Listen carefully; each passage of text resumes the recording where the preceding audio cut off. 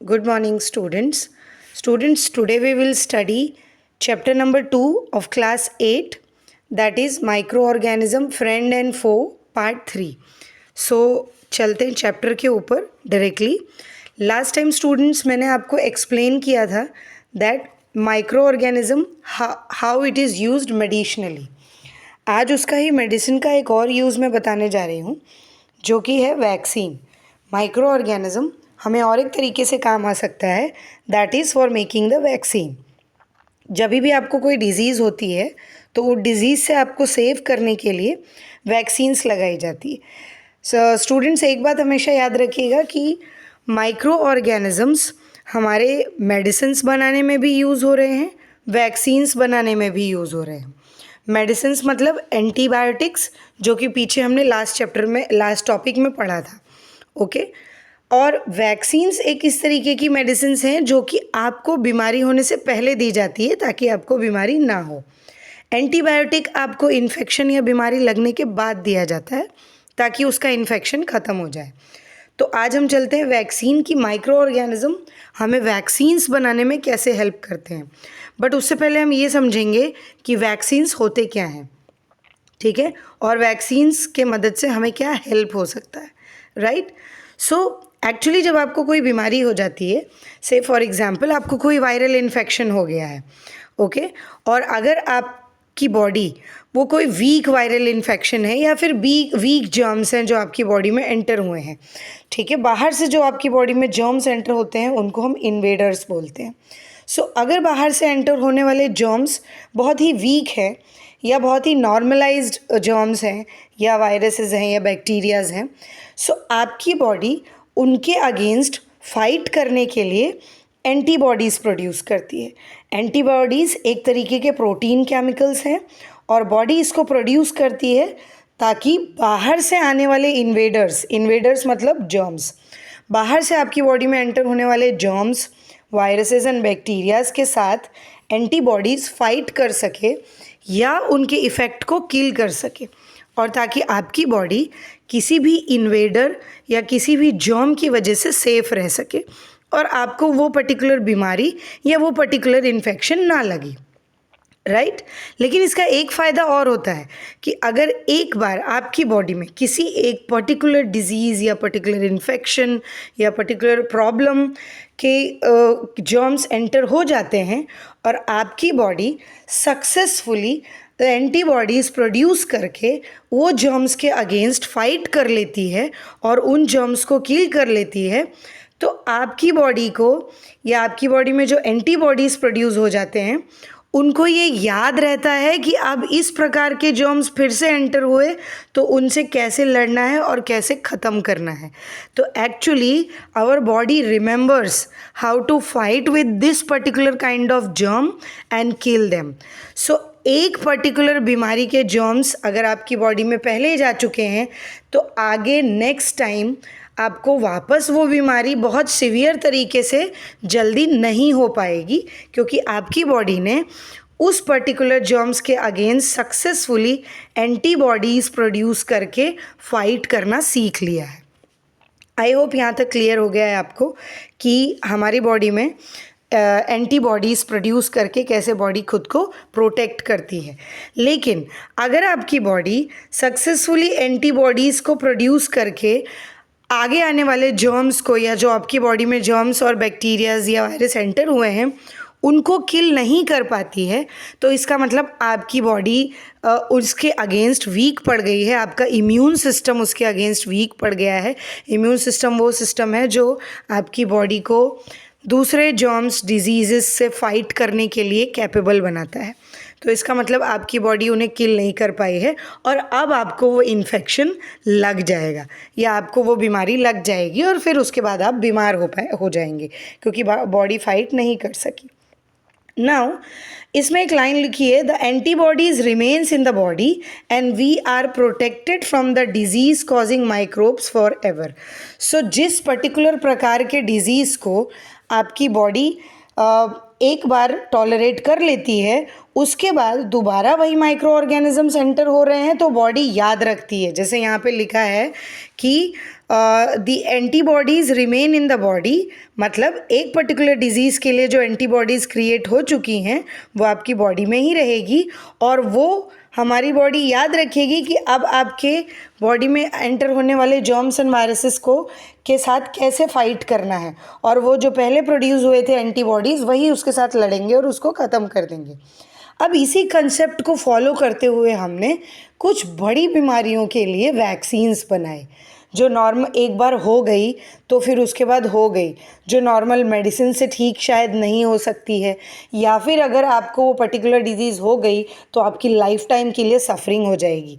सो इन problems को cut off करने के लिए हमने कुछ पर्टिकुलर डिजीज़ेस के लिए वैक्सीन्स बनाई। मतलब एडवांस में उन्हीं वैक्सीन को आपके बॉडी में डाल दिया जाएगा ताकि आपके बॉडी में वो केमिकल्स उस पर्टिकुलर डिजीज़ के को याद रखेंगे और उस पर्टिकुलर डिजीज़ से आने वाले जर्म्स को याद रखेंगे और उसके अगेंस्ट फाइट करके उसको किल करके हटा देंगे। सो जब तक वैक्सीन आपकी बॉडी में रहेगी तब तक लाइफ टाइम उस पर्टिकुलर डिज़ीज़ जिसके लिए हमने वैक्सीन डाली है आपके बॉडी में, वो पर्टिकुलर डिज़ीज़ के लिए ये जो वैक्सीन के अंदर जर्म्स एंड एंटीबॉडीज़ होते हैं वो फाइट करती रहेंगी और आपको लाइफ टाइम प्रोटेक्ट करती रहेंगी। नाउ कौन कौन सी डिजीज़ हैं जिसकी वैक्सीन बनाने की हमें ज़रूरत पड़ी? जैसे for example cholera, tuberculosis is TB, small pox मतलब छोटी छोटी पूरे बॉडी में फुंसियाँ हो जाती हैं, जिसको आप लोग कॉमन लैंग्वेज में माता जी भी बोलते हो कि माता जी निकले हैं बॉडी पे एंड ऑल वो, ठीक है। एंड हेपेटाइटिस, ये कुछ ऐसी कॉमन डिजीज़ेज़ हैं स्पेशली जो बच्चों में होती हैं। टीबी बड़े लोगों में भी हो सकती है, ठीक है। ये सारे डिजीज़ के लिए वैक्सीन्स बनाना ज़्यादा ज़रूरी हो गया क्योंकि बच्चे इन पर्टिकुलर डिजीज़ेस से थोड़ा ज़्यादा सफ़र करने लग गए थे, right.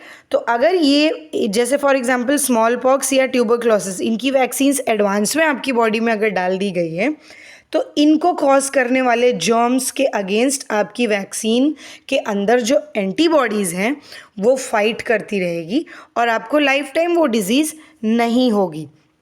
Now, it is very essential to protect the children against these diseases. कुछ बीमारियां ऐसी हैं जो बच्चों में बहुत ज़्यादा होती आई हैं पुराने समय से ही, इसीलिए ये बहुत ही इम्पॉर्टेंट है कि बच्चों को उन पर्टिकुलर डिज़ीज़ से हमेशा के लिए प्रोटेक्ट किया जाए। जैसे कि उसमें एक बहुत इम्पॉर्टेंट डिज़ीज़ है पोलियो, राइट। पोलियो एक आपने बहुत बार सुना होगा कि पोलियो के ड्रॉप्स लगते हैं या पोलियो की वैक्सीन्स पिलाने जा रहे हैं छोटे बच्चों को। तो जो बहुत छोटे बच्चे होते हैं उनको कम उम्र में ही पोलियो के ड्रॉप्स पिला दिए जाते हैं ताकि आगे चल के उनको पोलियो उनकी बॉडी में ना जनरेट हो, राइट। सो बहुत सारे कैंपेन्स, बहुत सारे अवेयरनेस लोगों में फैलाई गई, बहुत सारे टीवीज़, न्यूज़पेपर में एडवर्टाइजमेंट्स दिए गए कि पोलियो के अगेंस्ट लोगों में अवेयरनेस क्रिएट हो और लोग अपने बच्चों को पोलियो ड्रॉप्स या पोलियो वैक्सीन्स देना शुरू करें, क्योंकि ये एक सिंपल प्रॉब्लम नहीं है, ये कोई छोटा मोटा वायरल या बैक्टीरियल इन्फेक्शन नहीं है। आगे बढ़ने से पहले एक पॉइंट और बता देना चाहती हूँ कि मैक्सिमम वैक्सीन्स हम लोग बैक्टीरियल और वायरल डिजीज़ेस के लिए ही बनाते हैं, क्योंकि यही दोनों हैं जो सबसे ज़्यादा डेंजरस प्रॉब्लम्स या सबसे ज़्यादा डेंजरस डिजीज़ेस बॉडी में क्रिएट कर सकते हैं। अदरवाइज़ जो नॉर्मल इन्फेक्शन होते हैं, नॉर्मल फीवर होता है, नॉर्मल बैक्टीरियल या वायरल इन्फेक्शन होता है, वो शायद वीक जर्म्स एंड इन्फेक्शन होते हैं, इसीलिए आपकी बॉडी उसके अगेंस्ट नेचुरली एंटीबॉडीज़ प्रोड्यूस करके फाइट कर लेती है। उसके लिए आपको किसी वैक्सीन की ज़रूरत नहीं पड़ती है, ठीक है। So a small worldwide campaign against smallpox has finally led to its eradication. मतलब लोगों में स्मॉल पॉक्स के लिए और पोलियो के लिए भी लोगों में अवेयरनेस क्रिएट हुई आगे चल के, और उन लोगों ने अपने बच्चों को इसके लिए वैक्सीन्स दिलाना शुरू किया और फाइनली हम उसको इरेडिकेट कर पाए, मतलब हम उसको हमेशा के लिए ख़त्म कर पाए या कम कर पाए या हटा पाए, right?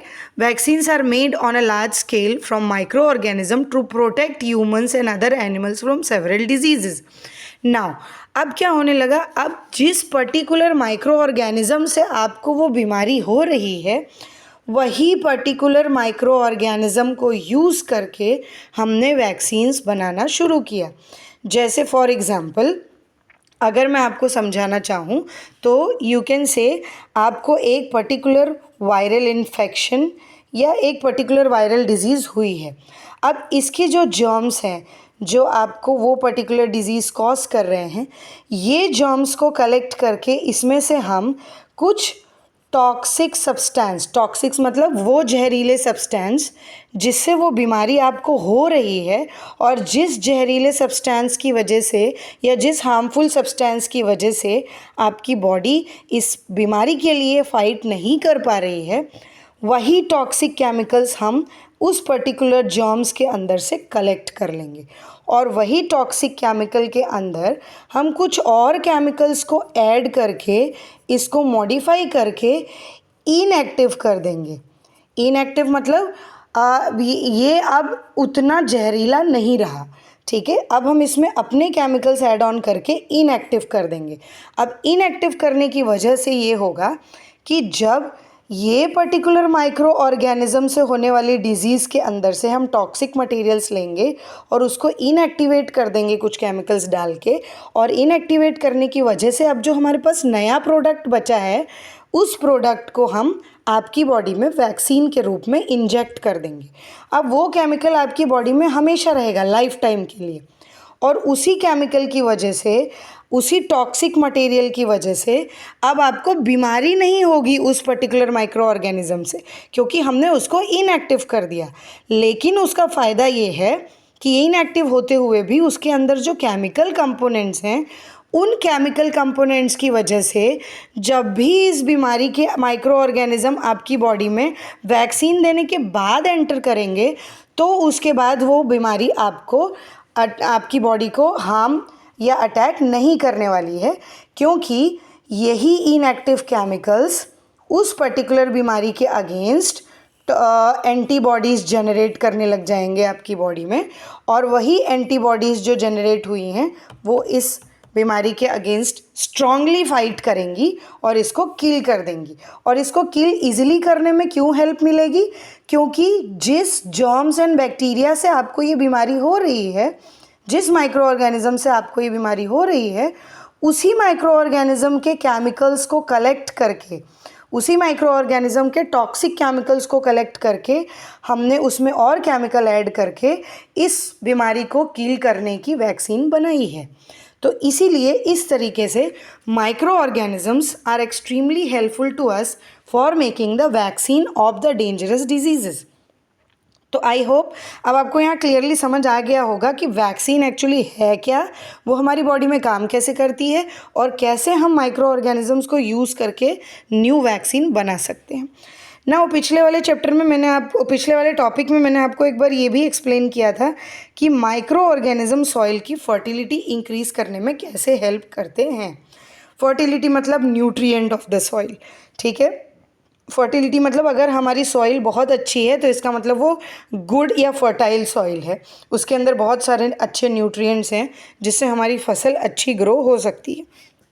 नाउ फर्टिलिटी इंक्रीज़ करने में एक और बहुत इम्पॉर्टेंट पॉइंट है कि जैसे आपने पिछले क्लासेस में पढ़ा होगा कि हमारे एटमॉस्फेयर में बहुत सारे परसेंटेज ऑफ ऑक्सीजन के होते हैं। लाइक ऑक्सीजन हमारे एटमॉस्फेयर में 21% में प्रेजेंट है, और आपने पिछले वाली क्लासेस में पढ़ा होगा नाइट्रोजन हमारे एटमॉस्फेयर में 78% प्रेजेंट है, राइट। और नाइट्रोजन बहुत ही ज़्यादा इम्पॉर्टेंट गैस है, ठीक है। सो नाइट्रोजन इतनी इम्पॉर्टेंट गैस है कि अगर प्लांट्स इसको डायरेक्ट यूज़ कर सकें तो ये नाइट्रोजन को यूज़ करके बहुत सारे इम्पॉर्टेंट न्यूट्रिएंट्स बना सकते हैं। लेकिन प्रॉब्लम ये है कि एटमॉस्फेरिक नाइट्रोजन को, एटमॉस्फेयर में जो नाइट्रोजन प्रेजेंट है, नाइट्रोजन गैस को N2 बोलते हैं, ये उसका केमिकल फॉर्मूला है, ठीक है। सो एटमॉस्फेयर में जो नाइट्रोजन प्रेजेंट है उस नाइट्रोजन को प्लांट्स ही एक ऐसे हैं जो डायरेक्ट यूटिलाइज कर सकते हैं for making it in the form of nutrients. Like humans के लिए भी नाइट्रोजन बहुत यूज़फुल है, लेकिन प्लांट्स की तरह ह्यूमंस में डायरेक्ट नाइट्रोजन को यूज़ कर लेने की कैपेसिटी नहीं है। तो ह्यूमंस कैसे, और एनिमल्स, ह्यूमंस एंड एनिमल्स दोनों डायरेक्ट नाइट्रोजन को एटमॉस्फेयर से यूज़ नहीं कर सकते। नाउ ये कैपेसिटी कुछ प्लांट्स के पास होती है। अब कुछ प्लांट्स क्या करते हैं, उसको गैसियस फॉर्म में उनके रूट्स में कुछ ऐसे जर्म्स और बैक्टीरियाज होते हैं जिनके अंदर ये कैपेसिटी होती है कि वो एटमॉस्फेयर से नाइट्रोजन को अपने अंदर एब्जॉर्ब कर लें उनके रूट्स में, और नाइट्रोजन को एब्जॉर्ब करने के बाद वो उस पर्टिकुलर नाइट्रोजन को प्लांट्स के एब्जॉर्ब करने के लिए उसके रूट्स में फिक्स कर देते हैं। तो जब ये नाइट्रोजन एक नए केमिकल के रूप में माइक्रो ऑर्गेनिज्म के थ्रू रूट्स में फिक्स हो जाती है, तो माइक्रो ऑर्गेनिजम्स दो प्लांट उसको रूट से यूटिलाइज करके एब्जॉर्ब करके अपने आगे के न्यूट्रिएंट्स बनाते हैं। और फिर जब यही न्यूट्रिएंट्स प्लांट में कलेक्ट होते हैं तो इस प्लांट्स को ह्यूमंस एंड एनिमल्स यूटिलाइज करते हैं, खाते हैं, और यही नाइट्रोजन जो एटमॉस्फेयर से प्लांट के रूट में आई थी अब वो प्लांट के अंदर है और उसको यूज़ करके प्लांट ने उसके प्रोटीन्स बना लिए हैं, और जब हम इस प्लांट को खाएंगे तो हमें ये प्रोटीन मिलेगा और एनिमल्स को भी ये प्रोटीन मिलेगा। तो इस तरीके से माइक्रो ऑर्गेनिज्म ना कि सॉइल फर्टिलिटी को ही इंक्रीज़ करते हैं, ना ही सिर्फ सॉइल में न्यूट्रिएंट्स को इंक्रीज़ करते हैं, बल्कि एटमॉस्फेरिक नाइट्रोजन को यूज़ करके भी सॉइल में न्यूट्रिएंट्स बना के फिक्स करते हैं, और वही न्यूट्रिएंट प्लांट यूटिलाइज करके अपने बॉडी में हमारे लिए, एनिमल्स के लिए या खुद के लिए न्यूट्रिएंट बनाता है, फिर हम वो खाते हैं तो वो न्यूट्रिएंट हमें मिलते हैं। सो ये एक और यूज़ है माइक्रो ऑर्गेनिज्म का, that they are also helping in the fertility of the soil. तो इसकी वजह से सॉइल में और भी न्यूट्रिएंट्स इंक्रीज होते हैं। Now next benefit of micro organism is cleaning the environment. Cleaning the environment topic मैं आपको ऑलमोस्ट पहले भी एक्सप्लेन कर चुकी हूँ। यहाँ क्लीनिंग द एनवायरनमेंट का मतलब ये है, जैसे मैंने आपको बताया था कि सॉइल के ऊपर, हमारे लैंड के ऊपर, हमारी धरती के ऊपर जितने भी वेस्ट प्रोडक्ट आके गिरते हैं, जैसे प्लांट्स का वेस्ट प्रोडक्ट, कोई एनिमल बॉडी डेड हो गई है सॉइल पे या किसी लैंड पे, तो आप देखते हैं कि वो पर्टिकुलर एनिमल बॉडी थोड़े दिन में डिसअपियर हो जाती है। थोड़े दिन में डिसअपियर होने का मतलब ये है कि प्लांट की लैंड के ऊपर जितना भी वेस्ट प्रोडक्ट गिरता है या जो कचरा आप फेंकते हो वेस्ट प्रोडक्ट के रूप में, जैसे plant waste, vegetable waste, fruit waste, आप जितना भी फ्रूट खाते हो उसके छिलके वगैरह, वेजिटेबल्स के छिलके, और पेड़ पौधों से जो पत्तियां टूट के गिरती हैं नीचे ज़मीन पे वो सब, या कोई छोटे मोटे इंसेक्ट्स, एनिमल्स, ये सब ज़मीन पे या लैंड पे डेड होते रहते हैं। ये सब कुछ अगर इकट्ठा करके एक बड़े से पिट मतलब गड्ढा, बड़े से पिट मतलब गड्ढा, अगर ये सारी चीज़ें एक बड़े से गड्ढे में डाल दी जाएं या पिट में डाल दी जाएं तो it will be somewhat like this. For example ये बहुत बड़ा एक पिट है या गड्ढा है, उसके अंदर मैंने सारे वेस्ट मटेरियल्स डाल दिए, प्लांट वेस्ट, एनिमल वेस्ट, ठीक है, इसमें हमारे एनिमल्स का काउडंग भी आएगा, राइट। ये सब कुछ हमने एक गड्ढे में इकट्ठा कर दिया और हमने उसमें थोड़ा सा पानी डाल के अगर उसे कवर कर दिया तो स्लोली एंड ग्रेजुअली ये पूरा वेस्ट मटेरियल और पूरा कचरा सड़ने लगेगा, राइट। और सड़ाने के लिए इनके ऊपर कौन काम करेगा? सड़ाने के लिए इनके ऊपर जर्म्स एंड माइक्रो ऑर्गेनिजम्स ही काम करेंगे, और यही माइक्रो ऑर्गेनिज्म इस पर्टिकुलर वेस्ट मटेरियल को इस हद तक सड़ा देंगे, उसको ब्रेक डाउन कर करके छोटे छोटे पीसेस में कन्वर्ट कर देंगे, छोटे छोटे पार्टिकल्स में कन्वर्ट कर देंगे, और वो इतने छोटे पार्टिकल्स में कन्वर्ट हो जाएंगे कि हम इसको वो मैन्योर में कन्वर्ट कर देंगे। मैन्योर मतलब खाद, नेचुरल खाद, जो प्लांट्स को नेचुरल न्यूट्रिएंट के फॉर्म में देने में काम आती है। तो ये इतनी हेल्दी मैन्योर बन के रेडी हो जाएगी कि अगर हम इस मैन्योर को उठा के प्लांट्स में डिस्ट्रीब्यूट करें या प्लांट्स में डालें तो हमारी सॉइल बहुत ही फर्टाइल और न्यूट्रिटिव हो जाएगी। तो यहाँ पे एक्चुअली जर्म्स ने क्या किया, एनवायरनमेंट में गिरा हुआ लैंड पे जितना भी कचरा था उसको डीकम्पोज किया। इस प्रोसेस को हम कंपोजिशन बोलते हैं।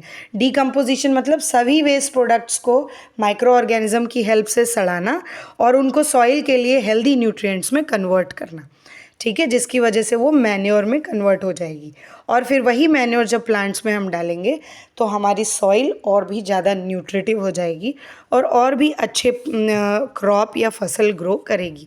तो इन शॉर्ट डीकम्पोजिशन प्रोसेस करके हमारे एनवायरनमेंट में जितना कचरा है उसको एक यूज़फुल प्रोडक्ट में कन्वर्ट करने के लिए कौन काम आया, उसको सड़ाने के लिए कौन काम आया, माइक्रो ऑर्गेनिजम्स ही काम आए। इसलिए यहाँ पे एक लाइन लिखी है, this microorganism can be used to degrade the harmful and smelly substances which are present in our environment, and they can convert it into a useful or healthy product, and that's why they are helping in cleaning up our environment, मतलब जो हमने यहाँ पे पढ़ा था। सो आज के लिए इतना ही बच्चों, and in next class I will produce few more topics and I will try to be little faster so that we can cover more topics in it. And अगर आपको थोड़ा सा स्पीड की वजह से कम समझ आए तो आप वीडियो को पॉज करके या स्लो करके सुन सकते हैं। Thank you.